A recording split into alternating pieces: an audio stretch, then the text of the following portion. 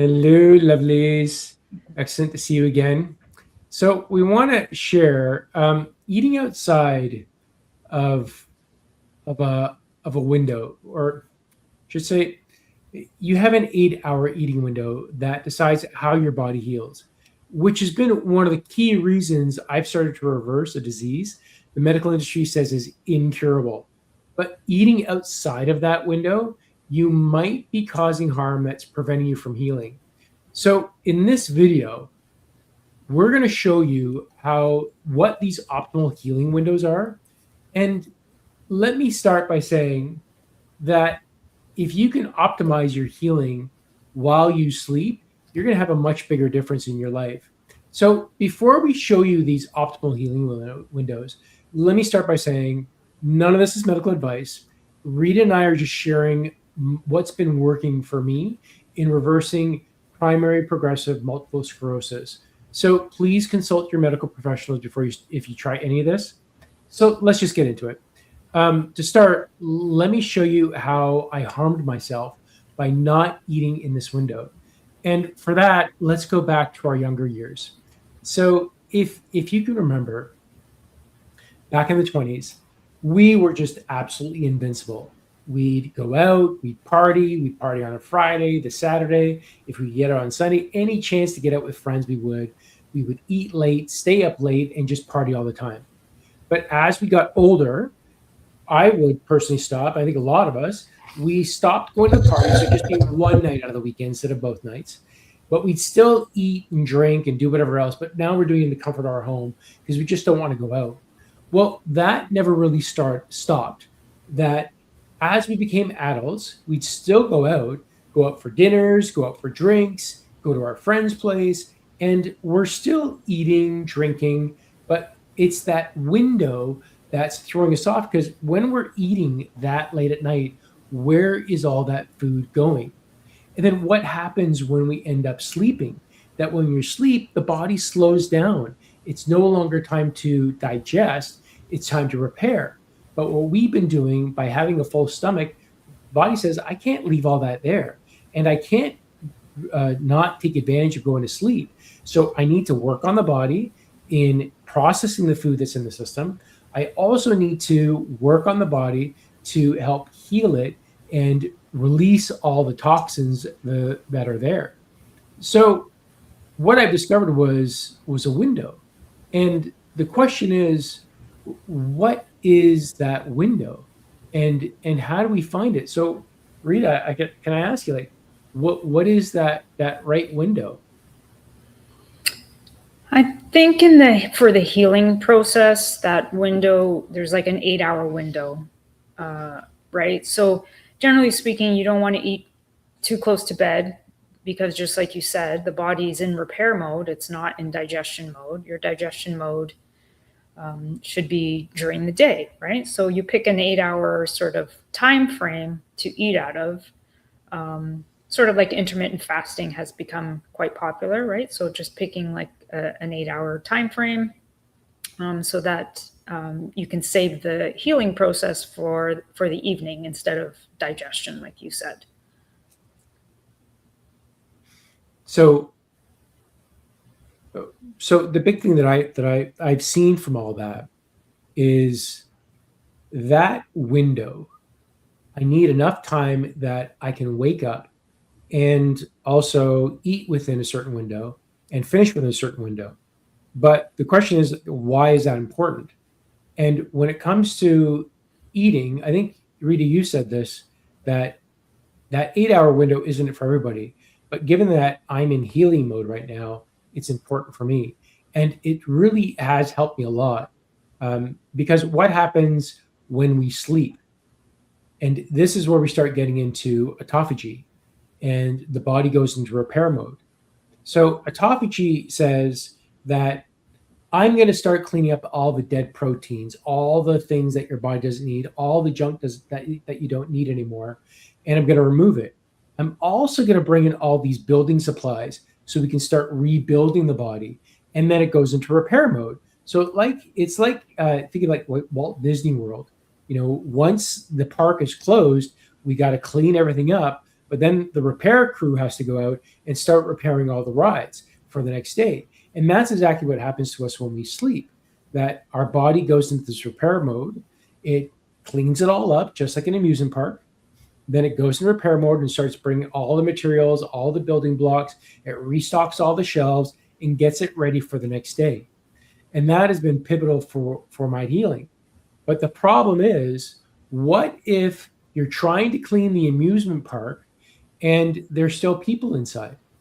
How can you still have people on the ride, still have people during the day that it's filled in the amusement park and clean up and repair? Well, if we have food in our systems and it still needs to be processed, that means our bodies can't go necessarily into full repair mode. So the question now then is, how do we get the body prepared to how to get that park empty so that we can start getting into repair mode? And that is two things. One is we got to empty the park. And in our bodies, we need to empty our systems. So the two primary ones in our systems are sugars and protein.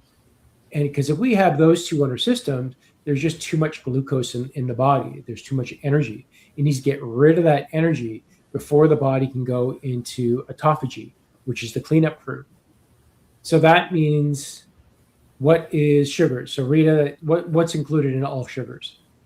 That could be anything from simple sugar, like your regular sugar that you put in your coffee type thing, to like carbohydrates. So like, going back to your story of like being a teenager and having, whatever, a pizza and then going to bed, no problem, right? Try that as an adult. Most likely you'll wake up in the middle of the night with heartburn or like whatever, right? Just doesn't work the same. Yeah. So anything carby would fit into that sugar category. So, and that was something like, trying to eat that way. So I might not be going out to party, but I'm ordering pizzas and bringing pizza in, and I'm eating that at home. So trying to empty the stomach or having a full stomach, eating late at night, even just eating, not giving myself enough time for that food to be processed. And even at nighttime, what do a lot of us do? That we're watching TV. We'll either even get some popcorn, we'll get some chips, we'll get some chocolate. So now our body's full of glucose. And even if you have that pizza and you have protein in your body, you still got to empty it out. So a great way of cleanup, to enter into autophagy, to get into that cleanup mode, we want to have our bodies void and removed of the sugars and the proteins. And one of the best ways to do that is actually fasting. And you could fast a dry fast or a wet fast, and that could go for 12 hours, 18 hours, a day, 2 days. So you can go on a big fast and your body will go into autophagy, and it will really start cleaning up all the disease material that's in your body. But do we need to go to that extreme? Now we're creating a 3-day window. Well, that's not a window that we can live off. So what is something more respectable? And you might have heard of something called intermittent fasting. So intermittent fasting says, if you eat within an 8-hour window, you give yourself a few hours before bed to allow your system to empty out. Then your body will go into autophagy. Then if you do that consistently day after day after day, you will continue to be able to go into autophagy. But there's a certain type of diet that, now I'm doing a keto diet, but in general, Rita, does everyone have to go into a keto diet in order to enter in ketosis? How should somebody eat so that they can have a clean body before going to bed? So, okay. So everyone is unique, right? Everyone is different. So does everybody need to be in ketosis for healing? Maybe. It really depends, right? Everybody is so different. So sometimes even small changes are going to make a big effect on the body. And then, like in Khan's case, he already did all the small stuff. He already eliminated the sugars. He already eliminated all that stuff. So he had to go further, further and further And this is why finding that in ketosis for him is what worked for him. And I think for a lot of autoimmune conditions, there is benefit to going into ketosis or keeping your body in ketosis so that it can heal.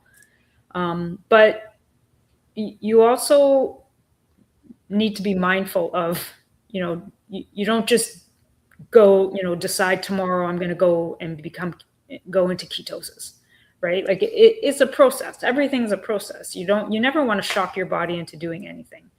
So, if your question is, do you need to be in ketosis to have a good sleep? Not necessarily. I think definitely, not having stuff in your digestive system for your body to work on. Yes. Like, pick, what do you want your body to do? You want it to digest, or you want it to detox and repair and do all the things it needs to do?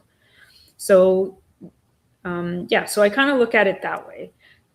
Definitely, I see Brendita here mentioning she had ice cream before bed last night, and that didn't go too well for her. So, so as we get older, we most likely are not going to be able to get away with what we used to get away with in terms of, what we're putting into our bodies. Mm. And also part of it, maybe as we get older, is that we're listening more to our body, right? So it could also be, that's part of it. We're now familiar. We understand our body, or our body talks to us, and we're actually listening now.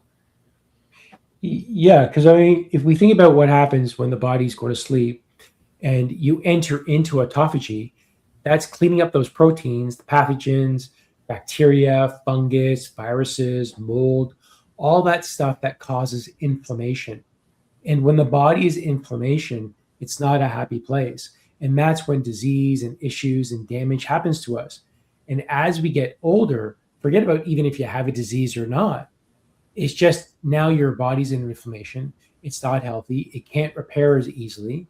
And it's also stuck.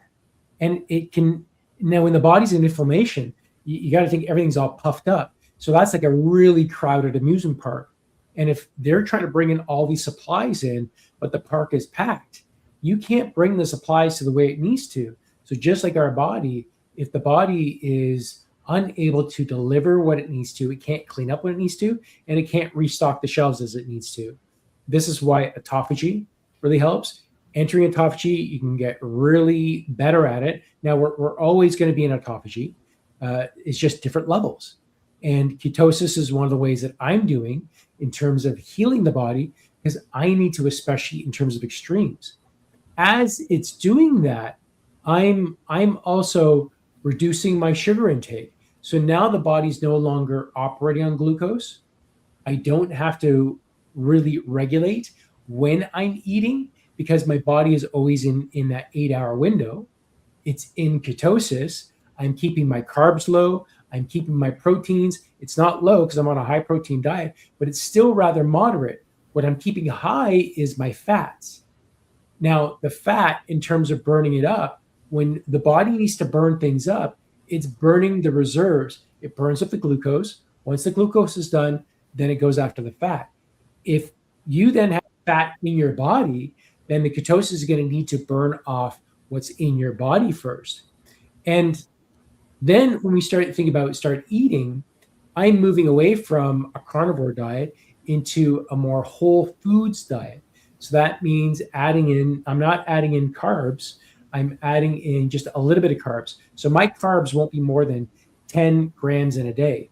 And that's a clinical ketosis. I'm keeping it very, very low. I'm not having any sugars. If anything, I won't have more than 2 grams of sugar in my bloodstream at any one point, so that the body doesn't necessarily come out of ketosis. And I'm keeping it in ketosis so that when I go to sleep, I don't got to worry about burning off. This is especially true if you're able to move, work out, walk, you're able to burn all those things much easier. Me being in a wheelchair most of the time, my walking is at extreme minimum. So I don't really get the opportunity to burn off, but you can, if you're healthier, you're able to burn things off. And going back and just touching on the fasting, if you decide to do a fast and do a dry fast or a water fast, a dry fast is actually 3 times faster than a water fast. in order to get yourself into that ketosis. But something you can do, your last meal, think about keeping it pretty low and drinking water instead. But what's water? So, Rita, there's definitely, if you think about certain vegetables or certain meals, what's more a heavier water based meal that would be better for nighttime? Um, Anything vegetable based, really. Like you can do soups and stir fries, and just vegetables in general are a great way to get fluids in, water in. Juicing, I guess, if you like juicing in the evening. So, so then, all right. So to keep the body in, get the body into more of a keto state, or at least to empty out the body so that you can be in this 8 hour window, or at least within a window that your stomach is clear, so you can start getting into a sleep that doesn't have proteins or sugars, so you can have a deeper sleep so autophagy can kind of kick in.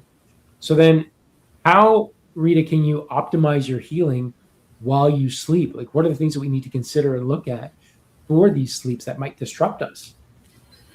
Yeah, so I think, like we're saying, sleep is super important in terms of healing. So it doesn't matter what you're, just you don't have to have a disease, but you still want to sleep well. Your body still needs to do its building and repairing.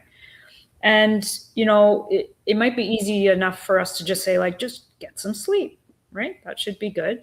But for a lot of people, there might be things that maybe interfere with good sleep, right? So it's different for everyone. So maybe you have an overactive mind. Maybe you have hormone issues, right? So maybe you get warm at night, or maybe you have like thyroid issues, which wakes you up earlier than you would normally, the average person would normally wake up.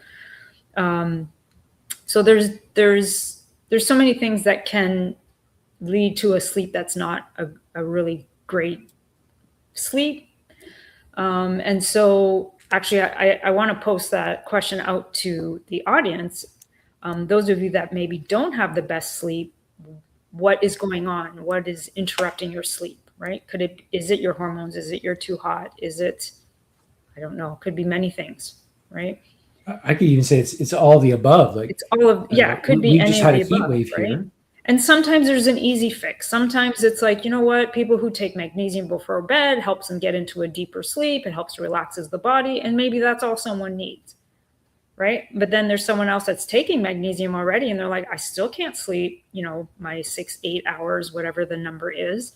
Or not even the number of hours, it's how do you feel when you wake up? So even if you're sleeping 10 hours and you wake up and you feel crappy, well, that's not a good sleep, right? Because there's something going on and where your body's not actually getting that deep sleep that it needs. So so sometimes it's simple things that can help you sleep, and sometimes it's there's more complicated issues going on, and and then those things need to be addressed so that you can actually get to the point where you're getting a good sleep. Yeah, a few days ago it was hot, and the heat affects the inflammation in my spine. So I needed to essentially cool my back with the blanket off. Before I used to use ice packs years ago, but at least now that I just had to cool my back off a bit to get comfortable. And then last night, I woke up around 3 a.m. and my mind was very active. And if I just tuned into my mind or stay with my mind, it would continue to be really active. But as I know through meditation, by putting my mind and shifting it to my breath and just following my breath, I was able to distract my mind enough that the body went back to sleep rather quickly. So you were mentioning, I don't know about hormones for myself, but definitely with heat and an active mind is affecting my sleep, that the body is unable to really go into autophagy. So the 3 o'clock time frame is actually really interesting. A lot of people wake up around 3 o'clock, people that aren't good sleepers. And I think that could be a number of things. So traditionally, the first thing that will pop into my mind if someone says they constantly wake up at 3 o'clock, well, then there could be like an adrenal issue. So like cortisol. So we're going back to hormones. So maybe like they just have high cortisol, and it's, at nighttime, this cortisol should be decreasing, not increasing, right? Decreasing so that you can sleep. And so sometimes people just need to support the adrenals if it's happening all the time, like if 3 o'clock is the time you wake up. If it's the off chance, like you were saying last night you woke up, then it could be a further, so your body's detoxing until about 2-ish. So maybe your body wasn't fully done detoxing, and so it wakes you up to it. Sometimes the wake up is just to tell you something's not right, right? So especially if there's inflammation. A lot of people that have a lot of inflammation or like an inflammatory condition going on, the body has a hard time sleeping. Why? Because the body keeps telling you, like it's trying to get your attention to tell you there's something wrong, right? So even though you tell your body, like, I know there's something wrong, just have a nice sleep, right? So that you can heal. But yeah, so I feel like for you, perhaps it could have been more of like, it was in a detoxing mode, wasn't quite finished, and it's kind of woke you up to let you know, right, that further detoxing maybe needs. And actually, having said that now, we ran out of your antioxidant for the liver. And so I think you might not have had your liver supplement last night. So that could be part of it too, right? So Maybe. Yeah. Complete detox. Yeah. Well, I see Marigold Energies is saying, I usually wake up around 4 a.m. and have a hard time getting back to sleep until 6 a.m. Mm-hmm. And sometimes I'll go through that cycle as well. Sometimes it's spirit trying to communicate with us. Yeah. So if I'm waking up at 3, 4 a.m., and I typically wake up every few hours because my body needs to urinate or shift or turn. That's just how my body's operating right now. But I will ask, like, if there's a message for me, mm-hmm. and I'll tune in to spirit and see, okay, is there a message for me? If it's just complete silence and I'm not getting anything, that can frustrate me at least, or frustrate you quite a bit. And then maybe shift back to the breath and focus on your breath to get back to sleep. Because again, that area to get the body back into that repair mode, and talking about that 8-hour window, that's why I eat in that 8-hour window. And every time when I look at my journals, when I sleep, and even though I'm waking up every 2-3 hours, it's repairing. And when instead of me, and sometimes I might get an idea in my head, and I might get a thought. I know I'm not going to remember in the morning, so I do grab my phone and I write it down.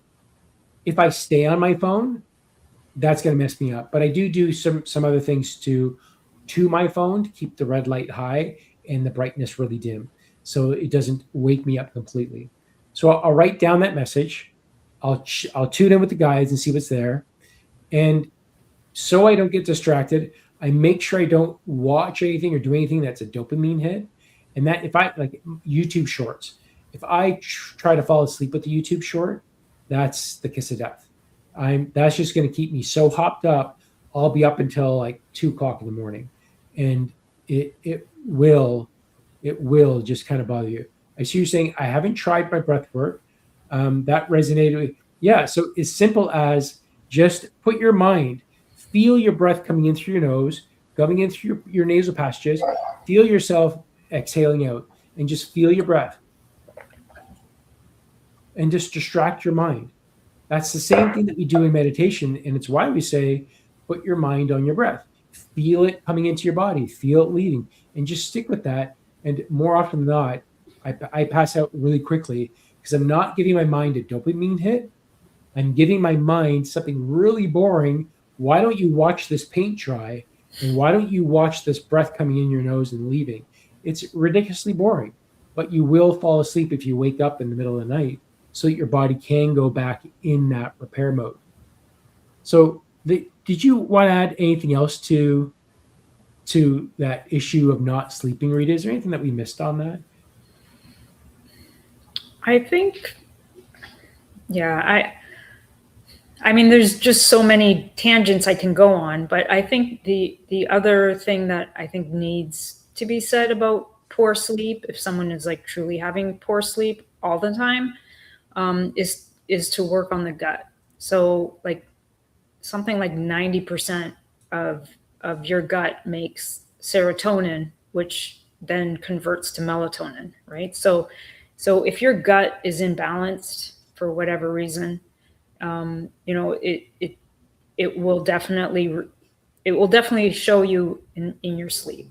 That could be one way. Obviously, it can show you digestively speaking, but I find if sleep is a sort of like an issue for you, you've tried the magnesium, you've done the breath work, you've kind of like, you have your dark room, you've done all the things that you think you need to do to get a good night's sleep, and still it's still not happening, then you might want to look at gut health. I think that's a big one for. Beautiful. So I want to answer a few questions, and I just want to touch on that 8-hour window and make sure it's clear. So what it is that I'm working on is intermittent fasting. When I wake up, my stomach is still empty. When I wake up, the first thing I put into it is water. So I'm still staying in that fasted state. My fast doesn't necessarily break until 10:30, 11:30 when I have my first meal. And once I have that meal, now the body is processing, it's breaking down, it's got something to do. In the afternoon, I'll have more tallow or fat. And then the last meal is like 5 o'clock. So my window of eating is within 6 to 8 hours. And then typically I have about 2 to 3 hours before I actually go lie down in bed, and 3 hours before I fall asleep. So that gives enough time for the glucose, the protein to exit out of the body. So I'm giving it the best chance. While you're sleeping, you're in that ketogenic state. You're entering into autophagy. You stay in that keto state into the morning, and so the body can continue to detox, to clean, and begin to repair what's not happening. What's the I know you say this often, Rita, in Chinese medicine. What are the repair windows at nighttime in 11 to 2 in the Chinese medicine clock. So 11 to 2. Not to say that it doesn't go further than that, but those are the best times for the body to go into detox. That's the and body. repair. And then there's more times after that, isn't it? Like for the mind as well, because I think the mind is like 4 to 6 or something. No, because no, it's 11 to 2 for liver, gallbladder. Actually, the lung and the large intestine are from 4 to 6. So lung first, and then 6 to 8 is sort of the large intestine. So yeah, there's not really one specific for mind. The closest thing in Chinese medicine for mind would be like the heart, and that would be like noonish. Right.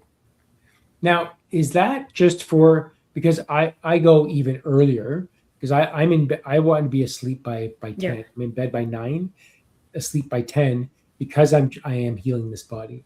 And as I said in my journals, when I look at my journals and I look at what worked for me, and I say I went to bed this, I woke up this is how my sleep was. Every time I keep myself asleep, when I wake up in the middle of the night, because I do wake up 3 to 4 times a night, because I am incontinent and the body wakes up or the body needs to shift. So I'm waking up frequently. But if I get on my phone and disrupt that break and break one of those hour windows, the healing windows during sleep, I see in my journals that it's because of sleep as one of the number one rules. So this is why we're saying sleep is so ridiculously important. And eating within that window, when you're looking at healing, keeping that body in ketosis, getting into that intermittent fasting, being mindful of the food, really makes a world of difference when it comes down to healing. And it's going to be more prevalent as we get older, because we're no longer invincible as kids anymore. We no longer can party our butts off all night and eat anything that we want. We know that. You know that. We can't do that anymore. So, and eventually the body's going to do its best to keep up with it, but it won't. So Yeah, there's that part, but we're not done yet. We've got some great questions to get through here. What do we have? Some questions here, hon. We have one here. I went from Pamela that's asking what a dry fast is. Okay, so fasting in general means that you're not going to eat for so long. The wet fast is you just have water. That's all you're going to drink is water. A dry fast is you don't eat and you don't drink. So no food or water. A dry fast is not meant for someone that's in healing mode. If you're in a strong, healthy body, then great, do a dry fast. But if you're in healing mode, like I am to reverse a disease, then fasting, dry fasting, it happened naturally because I was doing one meal a day. Sometimes I couldn't eat for 48 hours for whatever reason, and it naturally happened that I went into a fast. But I'd still be drinking, and I'd still be hydrating the body because that hydration needs to get rid of the toxins. Oftentimes, when it comes down to health, it means our bodies are imbalanced, heavy toxins, non-native electromagnetic field exposure like Wi-Fi and cell phones and internet and artificial lighting. So we need to remove all that and allow the body time to heal on that. Brendita is asking, would it be ever better to juice in the evening, morning, or both? Rita, what do you say about that? That's a good question. My feeling is morning is sort of better, especially if you're coming out of a fast. So even if you're, not doing an intermittent fast per se, but you slept 8 hours, you've still fasted for 8 hours. So I feel like juicing in the morning, we're talking about vegetable juicing. I think it just floods the body with nutrients. So it's just a great way to start the day, give the body energy to do what it needs to do during the day. So my preference is morning. I don't know. I guess you could do whatever, I would say the but same honestly, thing. I think my preference would be morning. Yeah, we had that as in our own experience too. So definitely allowing the body, think about again, that 8-hour window. As soon as you add, if we're talking about intermittent fasting, when you have that first meal, and to me, that is a meal because your body needs to process it. Juicing, we like doing juicing over doing a smoothie because a smoothie has fibers, it's got other things in it that the body then needs to break down. Juicing was good because you drink it, it bypasses the stomach, goes into the intestines, and the intestines absorb all the nutrients. And that's where juicing is. Again, we were doing it for healing, and it was to flood the body with nutrients in the morning. So now, as Rita said, it's giving you energy. And as we start that clock, that 8-hour window, we're now filling the body with nutrients, with energy, with life, because we're talking about living vegetables now. Living fruit is now coming into the body, and it's literally giving life into yourself. And then, of course, keep it within an 8-hour window. It's very easy to do. Breakfast, lunch, dinner. It's the late night dinners, going out with friends. Hey, go out with your friends, but maybe just have some Perrier water. Maybe just have water. You say, hey, I'm on a fast. I'm just doing a water fast right now. So, but it still doesn't prevent you from hanging out with friends. Even if you just have a drink and you're having a sip of water and you're drinking water, you might pee a lot. Well, that's good because you're flushing all that stuff out, which means, again, you're doing autophagy throughout the day, cleaning up. It's like having a big party. Imagine having a party inside your house and you're not cleaning up as the party is going on. You got to wait until everybody's gone before you get a bulldozer out to clean up all that garbage. It's going to take forever. So this is why when we're drinking lots of water, I'm drinking 3 liters a day myself. I could probably drink more, but that's for me, that's what I need, 3 liters, and that works. So juicing, do the day, allow it to start your 8-hour window. Especially if you're in healing, and as Rita said earlier, the 8-hour intermittent fasting, the 8-hour window isn't for everybody, but it is for me specifically because I am in healing mode. And if you are too, consider the 8-hour window, and then your body will repair while you sleep. We got a question from Marigold Energy again, and she's asking about particular magnesium that is better for sleeping. Yeah, there's a few types of magnesiums, right, Rita? Yeah, there's quite a few. So the magnesium glycinate, or sometimes it has the BIS in front, bisglycinate. So the glycinate version is the better version to help with, relaxing the nervous system and better for sleep, even stress, muscle stress or strain, that kind of thing. So if you want to use it for sleep, then go with the glycinate version. And you might, you can start with just like one capsule or so, but don't be afraid to increase it to whatever dosage you need. So sometimes, people will take anywhere from 400 to 800 milligrams, depending on where they are in their healing journey. So, if you're taking just one and you're not noticing any difference, like maybe go up to 2, right? And then, just try increasing it to whatever you're comfortable with, but at least I'd probably say at least up to 400. Now, can't taking too much magnesium loosen your bowels? So the magnesium citrate is the one that will affect bowel. So it sort of irritates the bowel. So that one is better for someone who's more on the constipated side. So if you are looking to pick a magnesium and you're more prone to constipation, you can try the citrate version during the day, let's say, and then the glycinate version at nighttime to help you sleep. Yeah. That's fair. That's fair. Babette she's asking, is it okay to have a cheat day? So this isn't about being ridiculously strict on anything. As we've always said, it's the flow of life, and follow what works for you. And if you're intermittent fasting, doesn't mean you gotta, this is what I do, I gotta be rigid, that's the only thing I can do. If and I wouldn't necessarily call it a cheat day, but if you're out with friends again and it is your birthday and there is a slice of cake there or there's a cheesecake, there's something that excites you, great, have it. Just remember what is going to happen. It's consistency over being perfection every time. So if you decide to have a cheat meal, not a cheat day, because I mean a cheat day, what does that entail? Like you're just, I'm going to go to McDonald's first. I'm going to put syrup on everything. I'm just going to drink all these smoothies and that are just full of sugar. Like that. That's you're just going to put your body into shock. So just don't deny yourself. If it's there, enjoy. You don't have to beat yourself up and feel guilty about it. If you have it, enjoy it. And Rita actually teaches quite a bit about the relationship with food. You want to touch on that, Rita? Yeah, I mean, sometimes I think we want to follow something so badly, and then we beat ourselves up when we're not able to follow through, right?